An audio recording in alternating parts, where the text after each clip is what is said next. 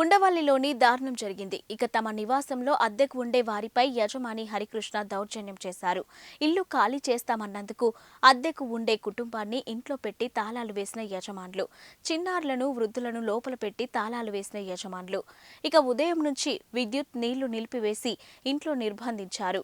అయితే పిల్లలు వృద్ధులు ఆర్తనాదాలు విని పోలీసులకు ఫిర్యాదు చేశారు స్థానికులు.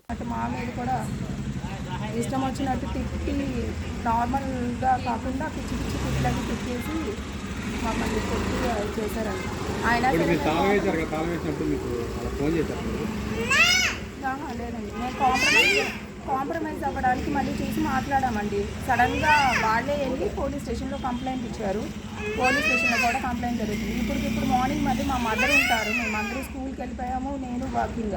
సో మా మదర్ దగ్గరికి వచ్చి నానా తిట్లు తిట్టి నువ్వు ఇంట్లోంచి వెళ్తావా లేదా పవర్ కట్ చేస్తాను అని చెప్పి మేము సెకండ్ ఫ్లోర్లో ఉంటాము. ఇప్పుడు పవర్ కట్లో ఉంది చూడండి, ఖాళీగా ఉంది.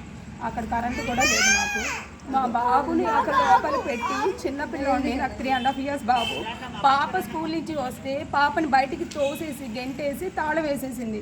సో పాప వచ్చి నా స్కూల్ దగ్గర, నేను వేరే స్కూల్, పాప గవర్నమెంట్ స్కూల్లో వర్క్ చేస్తుంది, నేను స్కూల్లో వర్క్ చేస్తుంటే అక్కడ వదిలేశారండి.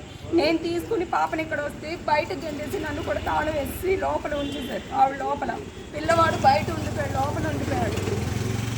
సో ఇప్పుడు వచ్చి